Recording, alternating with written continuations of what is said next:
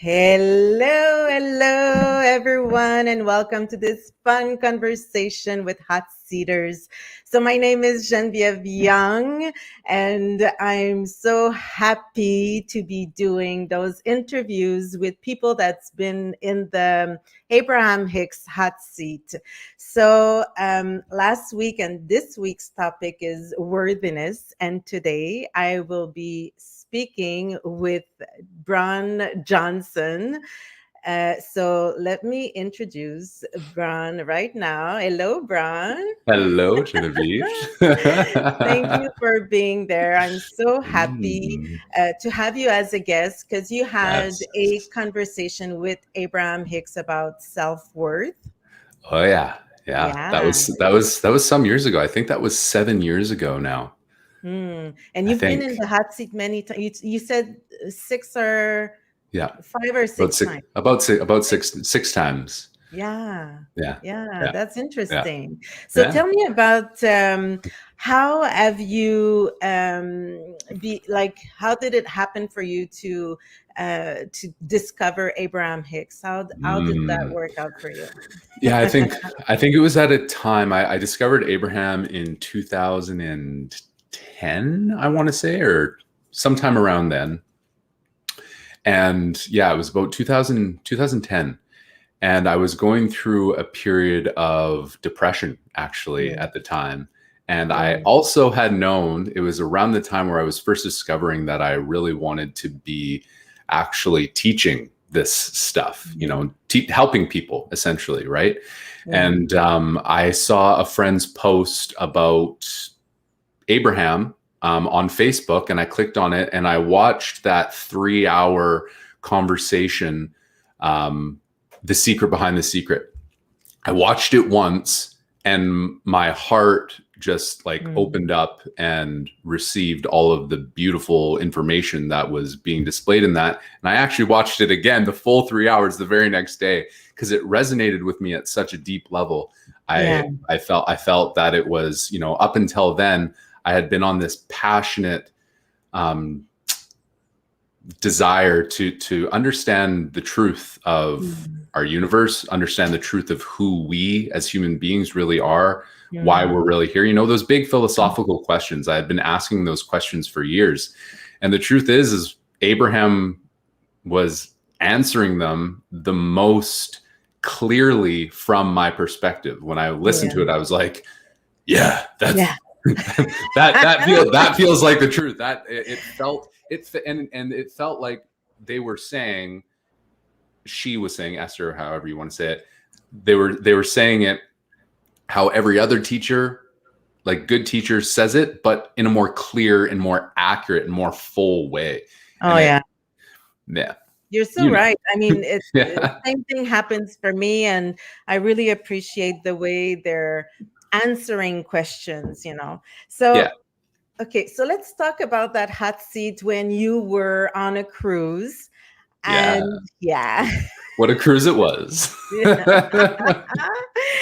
and you were struggling at that time, and maybe you could let us know a little bit more about that, because the question you asked Abraham was that you were struggling in being an example.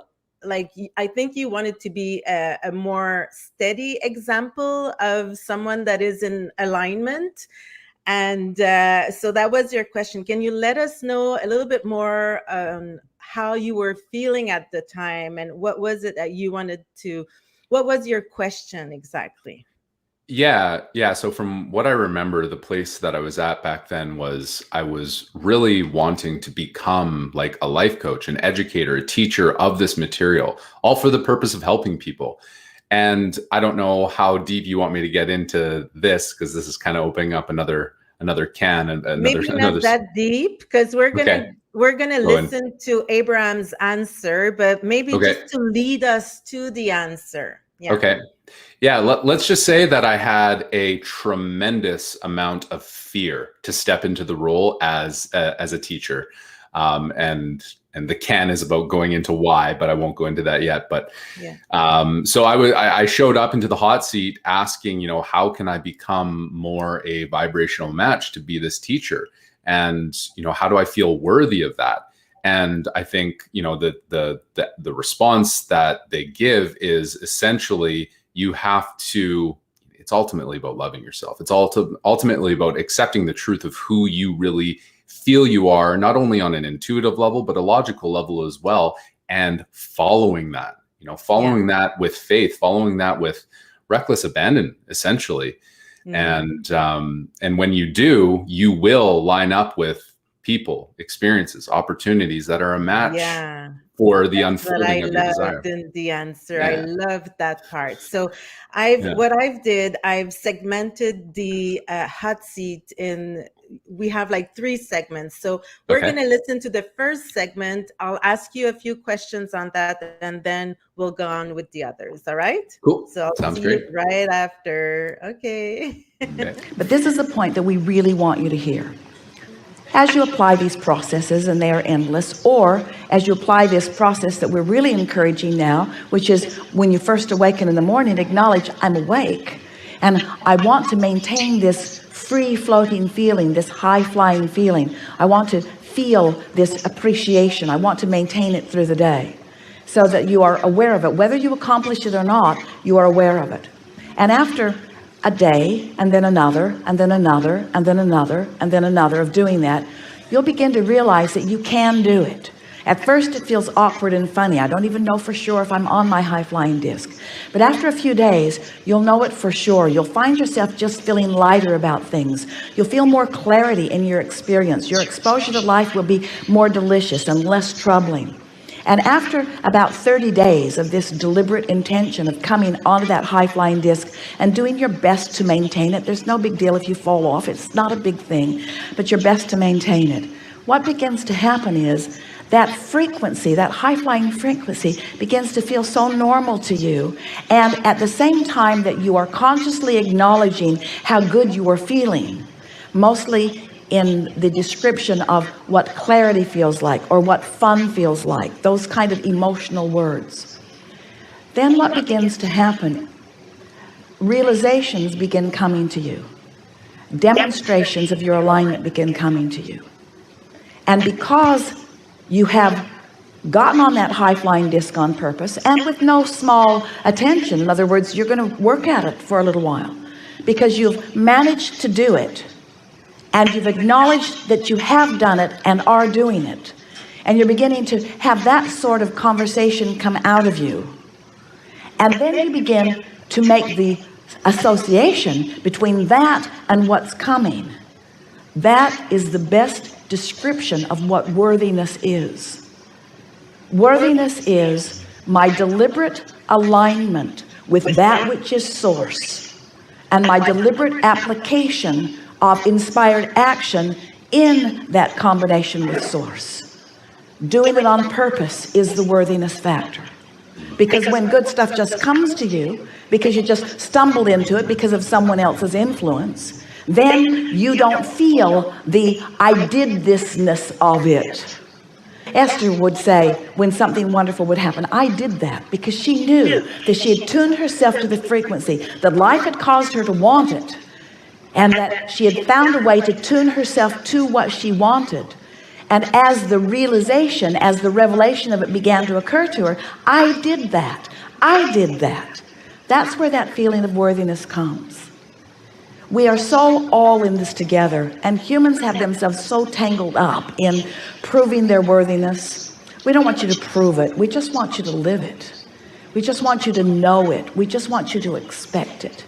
So the more you take note of what's going on, then the more you practice the vibration of that. Yeah. Yeah, For 30 baby. days deciding, I know. I love it. So have you done it? Have you decided to be in alignment in those high frequencies of love, appreciation, joy for at least 30 days? Oh boy. Oh.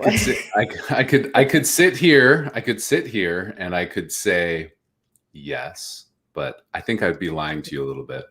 I think that, one of my favorite words that Abraham uses is calibration. And I think that my process has been a more of a slow calibration.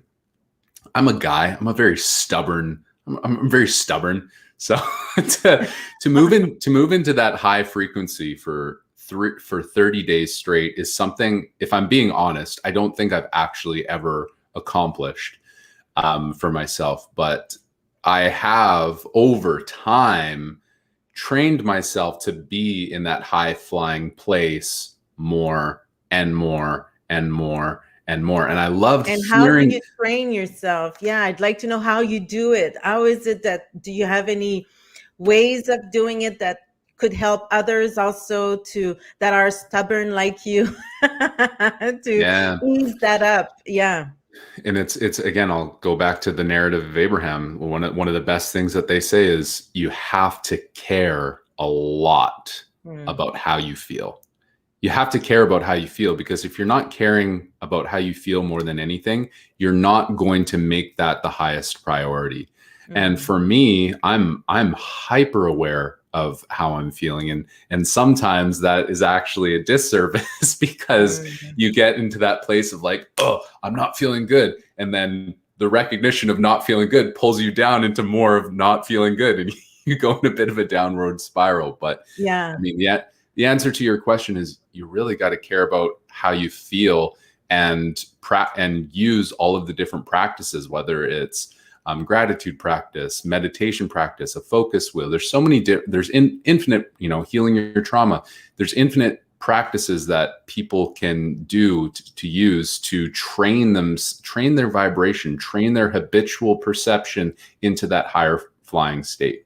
Yeah. And I like it when Abraham says, when Esther says, I did that. And whenever it's something, because she knew it's something she wanted, she maintained the alignment, and then it happened. And she says, I did that. But she also says, when something wrong is happening, I did that too, So I think that one of the keys to know that you can always change, your focus. You can always change whatever you're going to be thinking about to create something, something else, or something that will bring you satisfaction. And then, because once you see what you're creating, that's when worthiness is coming on.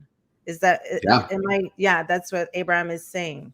Yeah, I think like another teacher that I really like always said, success breeds more success. I mean, it's momentum, right? And if you find yourself on that higher flying disc consistently, you're going to see positive manifestations, and the positive manifestations is going to produce that feeling within you of like, ooh, I did this. These good things that are happening to me are in response to my positive vibration, and that just feeds it, right? Yeah. Yeah. So we have a comment from Karen right here that I would like to share. I think it's very interesting, and maybe we could talk about that. She says, I can so relate to Bron. I'm hyper aware of how I feel. So yeah, so when we're very, very aware of it, then we tend to to be hard on ourselves and say, oh, no, I don't, I didn't get it again. And maybe that's the struggle you were talking about with Abraham also. Yeah, I think that definitely, I think when people first get introduced to the whole idea of you create your reality, you get hyper sensitive, and every single negative thought that pops into your head, you become hyper aware of it all of a sudden, and you want to resist it. And once in that moment you resist it, you just add momentum to it. And so it really is all about chilling out. It's about relaxing. It's about bringing your nervous system back into rest and digest as much as you can. And of course, again, there are so many different ways to do that. It's about finding the practices that work particularly for you. I love what you're saying. And I think we're going to go listen to the second segment that I choose, which is about not trying to prove your worthiness. And I think this is going to bring some answers also, because when we're hard on ourselves, maybe we want to be trying to prove that we are, that maybe it's like the opposite of, oh my God, I didn't get it this time, so maybe I'm not that good and I'm not that worthy of it, So let's listen to that second part. Yeah. And so, as you stop challenging yourself or stop comparing yourselves, and instead you let your relationship with the source within you be not just primary, not just dominant, but your sole intention. Alignment first and then. High flying disc and then. High flying disc and then. High flying disc and then I'll play with my grandkids. High flying disc and then I'll have conversations with those I love. High flying disc and then I'll walk and then I'll look and then I'll smell and then I'll hear. High flying disc and then. High flying disc and then. You won't be wondering about your worthiness for long, because the things that are coming to you, and it's not just big things like things that you've planned. You bought a ticket, you got on the plane, you came here, the ship's good, yay. We're not talking about those things. We're talking about the harmonics of life. We're talking about the synchronicity. We're talking about the rendezvous that are happening to you all day, every day, that let you know Source has your back. Source is at your back. Source knows what you know. Source knows what you want. Source knows where you are in relationship to what you want. And Source is right there calling you forward, calling you forward, calling you forward, and reveling in every particle of it that you personally and consciously discover. That's what worthiness is.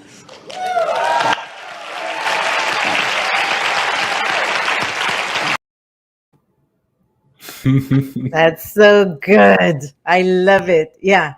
So once again, being in alignment, being in that high frequency state or space, what is it that you could maybe share with us that you've done and that you see concrete results with to maintain this alignment, and then that you're able to do the association with, okay, because I've maintained my alignment that long, now this happened, I created this. Is there anything that you could share? Or Yeah, well, absolutely. I mean, from the littlest things to the biggest things, I think, in response to that particular hot seat, I don't think we heard it in the actual audio, but if you listen to the whole thing, the question is spurred by my desire to become a teacher of this information. And I struggled for years to be that. But for 2 years, not 2 years, about a year and a half now, I've been running my life coaching and relationship coaching business full time. And so for me, that has been my biggest manifestation, you could say, is allowing myself to get into alignment with who I really am, to the point where I'm doing this full time. I'm a college dropout. I don't have any traditional education to do the work that I'm doing, but I'm doing it full time with a full client list right now, and I love it. There's Wow. nothing more. There's nothing more that I love than to connect with people who have honest desires to improve their lives, both inwardly and outwardly, and help them along that path. So I'm, like I was telling you before, over this next year, I intend to get more education. I'm going to become a certified hypnotherapist here pretty soon, which is really exciting, and to continue to become a better teacher. And that's actually another matter. Speaking of worthiness, I've been thinking for the past couple months of like hypnotherapy just kept coming into my head. And I had a girl on my Facebook reach out and ask me if I was interested in doing a hypnotherapy program. And it's like, when you get into alignment, the path unfolds. It just does. That's just how it works. And it's one thing to talk about it, and it's another thing to actually experience it, as you know, right? As Abraham says, words don't teach, only experience does. So that's right. What I also liked into your hot seat was when Abraham says that practicing the unwanting, practicing the vibration of whatever is not happening is what is happening, on the long term. This is what you're creating. So is there anything like in my own experience, what I like to do is, as soon as I think about something that I don't want, I will ask myself, oh, okay, this is clear, I don't want this, but what is it that I want? So Yeah. is there anything that you do to maintain the vibration of the wanted, of everything that you want to create? Because what I understand is, the more you're clearly seeing that you're creating what you want, and then the more worthiness you also, build in, because it's not coming from the outside. It's not coming from someone telling you you're so good at this, you're so bright, you're so beautiful. It's yourself seeing that you're creating all this. So this is this is worthiness. Mm-hmm. Mm-hmm. Mm-hmm. Yeah. Was my And question too long, maybe?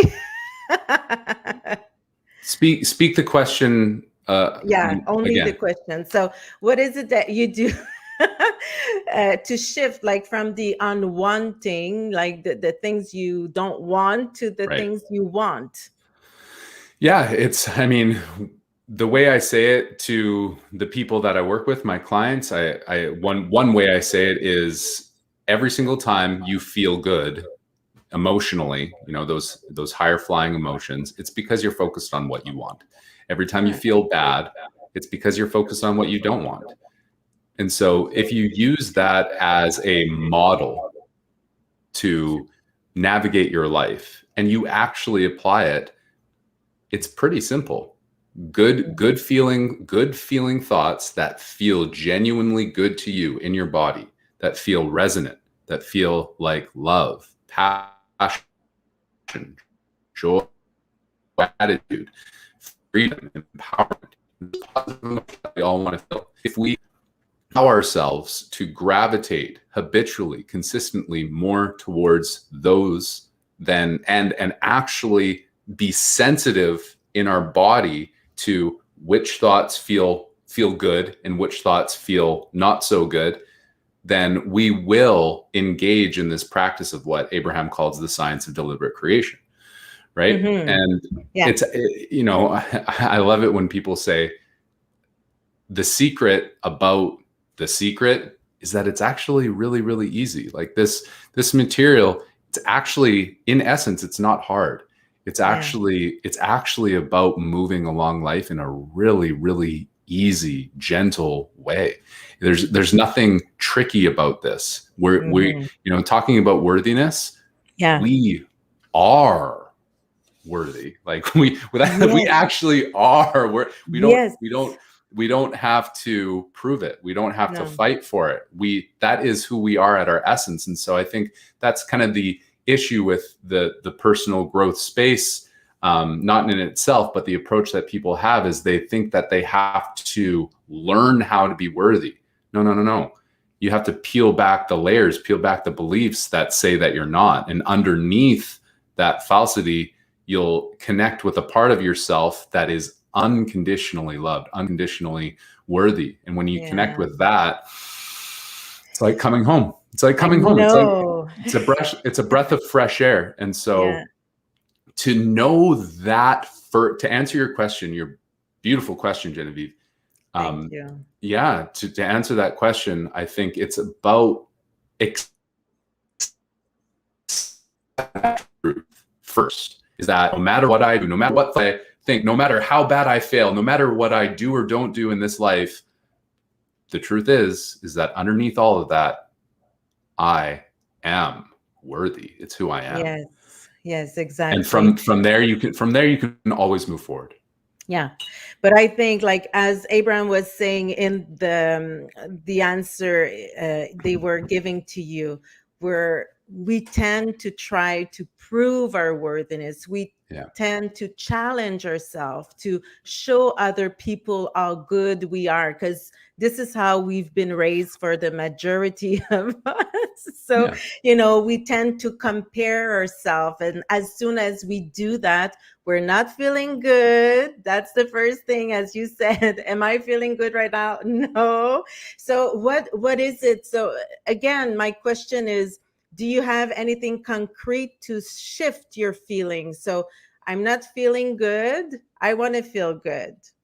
But, we could be stubborn. We can also have a lot of momentum around this. Is there anything that you do that really helps you shift quickly to feeling good, to go to the other side of the emotional scale? For me, journaling is a big one. Taking out my iPhone and opening up the notes app, and literally, if I'm ever feeling bad, I call process something. It's because I have negative thoughts that need to get out. And so I think that, and I see this a lot actually in the Abraham community, there's this idea that negative thoughts are bad, and it's almost like it's almost like an unconscious assumption that people think that that's what Abraham is saying. And it's not that negative thoughts are bad. Negative thoughts are wonderful in the sense that they help you define what it is you don't want, and it helps you define the bouncing off place. And so to answer your question, one thing that I will, like, I probably have about 12,000 notes on my phone of me. They're like mini journaling sessions of me basically unloading whatever I feel like is bothering me. And then when I have that sense of clarity, that sense of awareness of, that's what's bugging me, relief, getting it out. So, so I love that. That's Soothing probably yourself. the biggest. That's what you're doing. You're soothing yourself with journaling and trying to release the emotion and let go the emotion and go to higher frequencies. I love that. Yeah, I think self-awareness is key, right? And if you're aware of the part of yourself that's crying, if you're aware of the part of yourself that's struggling, that's suffering, and you bring a loving, compassionate light to that part of you and be really tender with it instead of pretending it's not there, like we're often taught to, trying to pretend it's not there, shoving it to the side.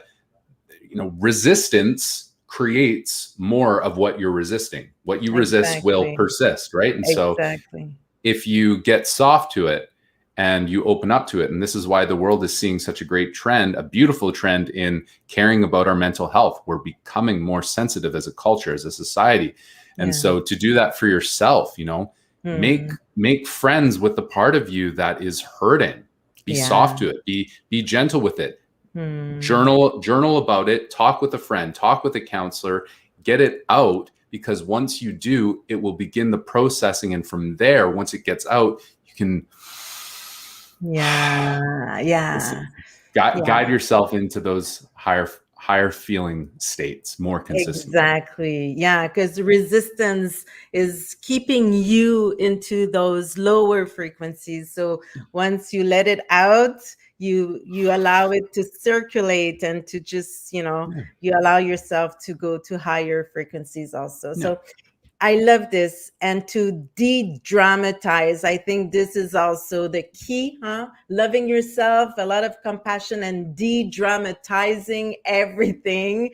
And I think you're very good at this. I think you're someone that likes to have fun. And I would like to end our conversation with something very funny that happened. Let's listen to this at the end of your hot seat. And then I have a beautiful final question for you. Okay. Can I ask one more quick question? Yes.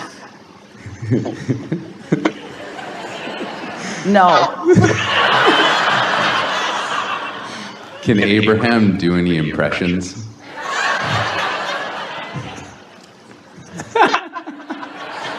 We knew you were trouble when you were walking this way.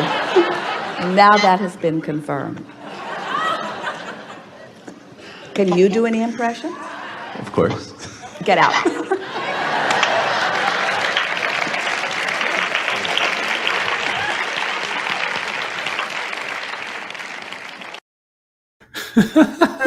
Okay, so maybe you see me coming. So Oh my what is that God. impression that we did not have the chance to hear or see? So funny. That cruise was so much fun. Oh my God.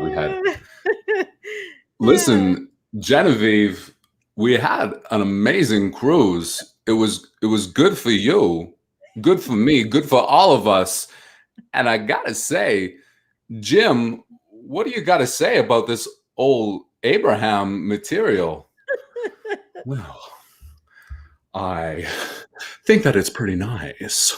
When you focus on your desires, you can create anything you want. Thank you, Jim. That was amazing. Thank you so much.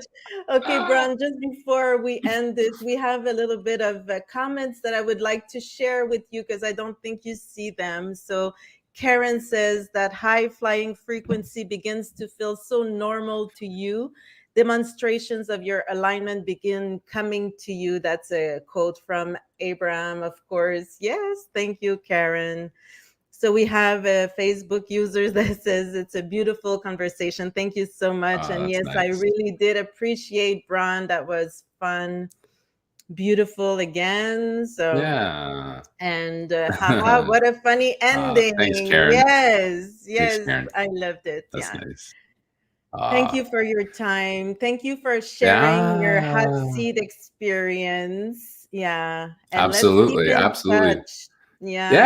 Yeah, Yeah, sure, for sure. Yeah. Thanks for having me on the show. This is great. I love what you're doing and I love your energy. You're so much fun. And I think that this is a great fun project for you. thank you so much. So let's Yeah. read the last one that says, I find working with people with addiction no fun. How can I shift that? Though I'm a counselor certified, I stopped it, but I want to get into life coaching more. Oh, well, maybe you could I don't know, send a message to Bron. Sure. Would you, yeah, or Yeah, maybe for you sure. have an answer, a quick answer for Damien. I'm not sure if I don't think we can Yeah. answer all this right now. I'm Well, wondering. That's my question right now.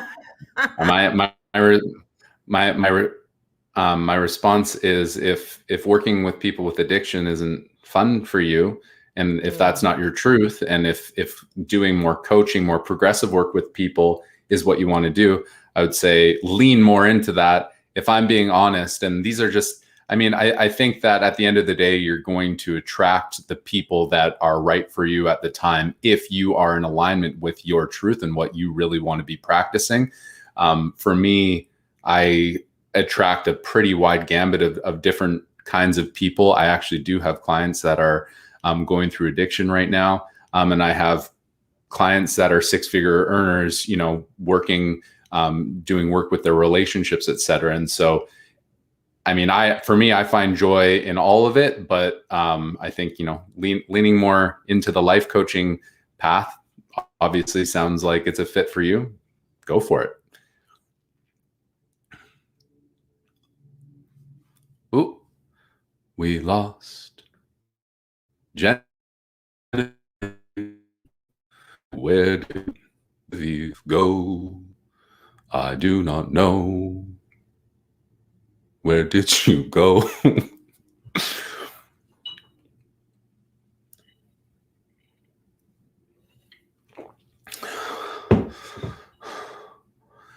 While she's away, I think I'll have to do a little bit more of an imitation of Jim Carrey. Or should we just end it right now?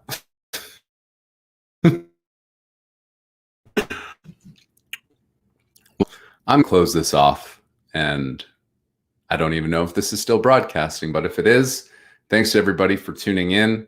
All my love to all of you, and I hope you have an amazing day. All right. See you all later.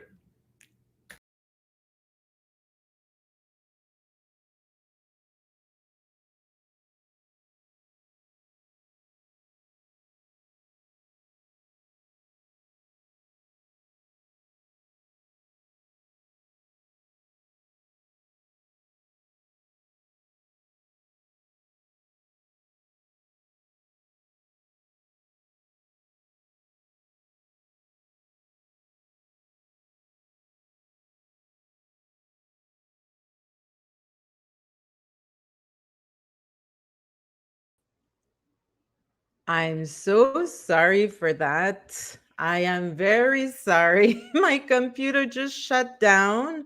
So, anyways, I'm going to end this fun conversation with Bron and thank him for the beautiful conversation we had. I'm sorry for this awkward ending. But, anyways, I'll see you guys on Thursday. This is technology. I guess we don't always have control over it. So, that's how it is. Okay, so I'm sending you much love, and I'll see you this Thursday for another fun conversation. Thank you for being there. Bye bye.